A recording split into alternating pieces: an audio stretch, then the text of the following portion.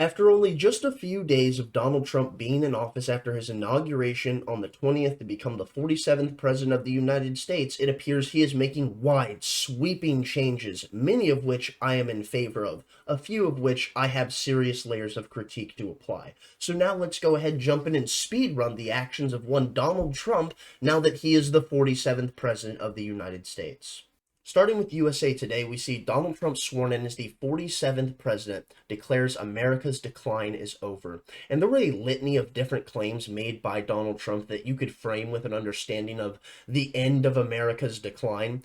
Here you can see from the New York Post, Trump declares Liberation Day and revolution of common sense in second inaugural address. And the thing that's so remarkable to me specifically would be the nature of the rhetoric that he's using here, because it just echoes the sentiments of what we once saw with people akin to that of, I don't know, those living under the Soviet bloc when they were freed from the tyranny of the oppressive nature of the Soviet communist state. We saw rhetoric like liberation and revolution. It's very clear the way in which Donald Trump is trying to frame his presidency, and going forward, we need to pay attention to exactly that.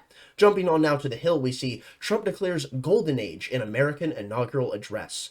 And while this is something that I would love to see, it also sends my conspiratorial red flags flying off into the stratosphere because I do not trust this type of bubbly language. But alas, if you are someone who claims so much to care about the American people, you want to end that of their oppression under the tyranny of the prior administration, and you want to bring forward a revolution, well, what you would want to do is then stand in opposition to the standards of what had been brought forward upon those who stood with you at every single turn, and well, it would seem that Donald Trump, in fact, has done exactly that.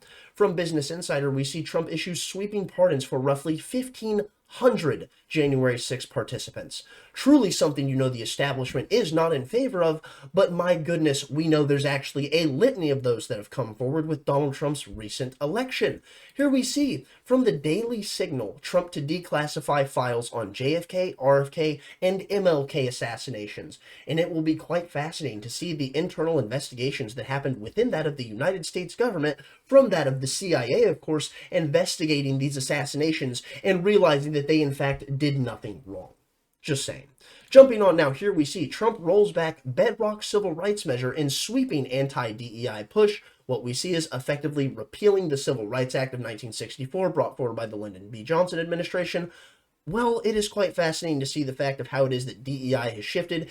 It once went from the standard of making sure that we could have a colorblind meritocracy to now being the fact that we must focus on being only and solely focused on the melanin count of those with which we are hiring, and that will be the nature of how it is that we orient the stratification of who is that we bring into our ranks within our companies, as we understand things like DEI have been getting pushed en masse in conjunction with things like ESG.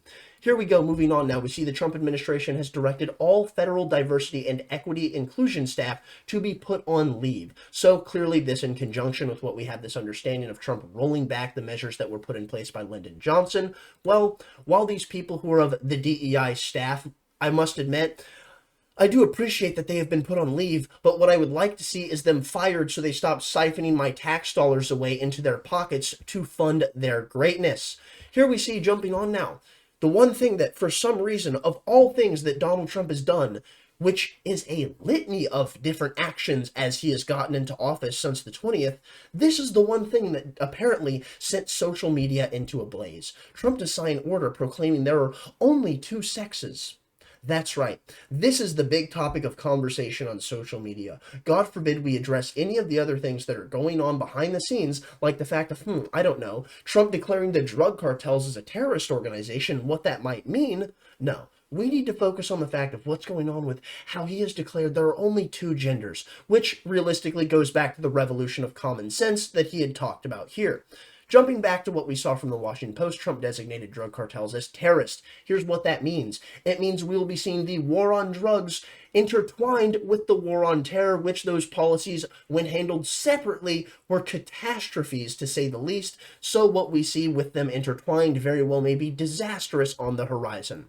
And my goodness, I understand why it is that Donald Trump would want to classify the drug cartels as that of a terrorist organization, but the violence that very well may be brought forward from that of possibly opening up a war within Mexico could be a disaster for the American people with what could come down the line for having the fact of our goods that come through the border skyrocket in price. But nonetheless, with how Donald Trump is talking about the fact of tariffs and then wanting to make sure that we're producing everything in America, that very well may be something that he just skates by and isn't too concerned about.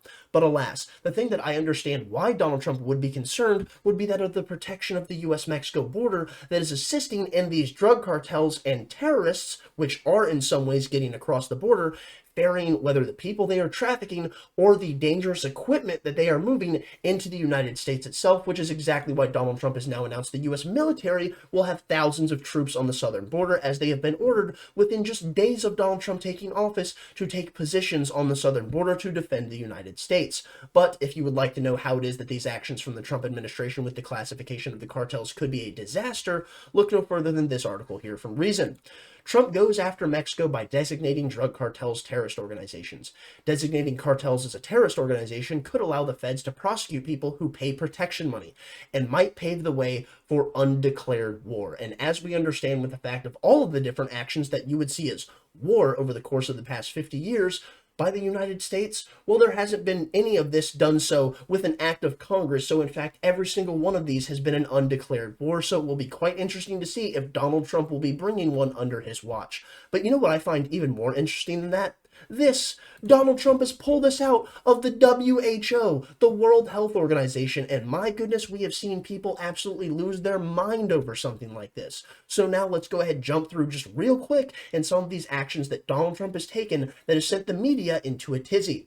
Here we see Trump orders U.S. exit from World Main Climate Pact. That's right. Donald Trump has announced that we will be withdrawing from the Paris Climate Accord, effectively abandoning the Green New Deal, and in doing so, reverting back to the standard of drill, baby, drill, as Donald Trump has stated for so long, meaning America will be focused on fossil fuels, as we understand is something that would be the cheapest form of energy, which means it will be the most efficient way for people to not be taxed into poverty if they are to be paying for their energy. Thus, us attaching ourselves to the Green New Deal and this wide array of people that have done nothing more than amalgamate themselves to the allegiance of technologies and resources that will be more beneficial for the future because of the fact that they are renewable. Well, we need to understand is many of these people, while meaning well and having noble intentions and wanting to do great things for humanity, they overlook the fact of what they will be doing, which is ripping the ladder up from beneath them because they used fossil fuels to get to the point where they are in their society, but for the rest of the world entirely that needs things like cheap energy to use to make sure that they can ascend past the threshold of outright poverty. You, the person who is advocating taking away fossil fuels and only focusing on resources that can be renewed, well, what we need to realize is you are destroying their capacity to escape poverty. And in the end, you are nothing more than the villain of their own eye. Jumping on now, here we see from the Washington Examiner, Trump seeks to eliminate Biden's EV mandate in sweeping executive order, which is a phenomenal decision. For those who are unaware, there was a mandate under the Biden administration that we would be seeing electric cars being mandated to be produced at a certain threshold by 2025. And with the fact of people not purchasing them, as well as the subsidies provided by government, we see that this was only going to be something that was to increase the cost of cars. As we understand, people were not going to be wanting to buy EVs, thus the government would then be giving them checks to assist in paying for them, but these car companies would not want to eat the overhead cost of losing money on these vehicles, thus they would only increase the price of the car, as we saw them do previously when the Biden administration did what? Announce a $5,000 EV credit for anyone that was going to sell their vehicle and then buy an electric car. But these car manufacturers, you see, they're not willing to eat that cost, so in the end, you need to realize the price will always be raised, and you, the consumer, will always be the one who has to pay. And speaking of the fact of someone who has had to pay for quite some time, and I would argue long enough, here we see Trump pardons Silk Road dark web market creator Ross Ulbricht. This is something that I must admit truly won my heart over with Donald Trump. I have a myriad of issues with the man, and I have a lot that I would love to lay critiques upon, which we will be doing in time as his presidency continues to unfurl. But my God, the fact that he was willing to stick to his word after going to the Libertarian Party's national convention, speaking to a room full of libertarians and telling them, I will free Ross Ulbricht, and sticking to his word, doing so within the first 30 hours of being in office, well, I must admit, it really does give me a lot of respect for Donald Trump, because it shows on the base level he has respect for people who are being abused by that of the system, tyrannized, and with that, he realizes this persecution of the justice system that has been unjustly done upon Ross Ulbricht, well, in many ways, it was also done upon him. So he very well may see that of himself in one Ross Ulbricht, who has been locked in jail for 10 years and is now free to go home to his mother, God bless. Just to finish this off with something that is a bit ridiculous, that I must admit is one of the most Donald Trump things I have ever seen in my life, here we see from ABC News. Trump renames Gulf of Mexico to Gulf of America amongst first executive orders. Much like what we see with Donald Trump's buildings, plastering his name in golden letters atop these massive skyscrapers, we can see that Donald Trump has once again wanted to effectively plaster his name atop something on the world stage. Truly the most Trumpian thing you could possibly imagine. I'm going to go ahead and call it there. Thank you for watching. If you got this far, thumbs up if you liked it, thumbs down if you didn't. Tell me where I'm wrong in the comment section down below. Please stay lovely, stay great, and most importantly, of course, tell someone you love them. Peace out.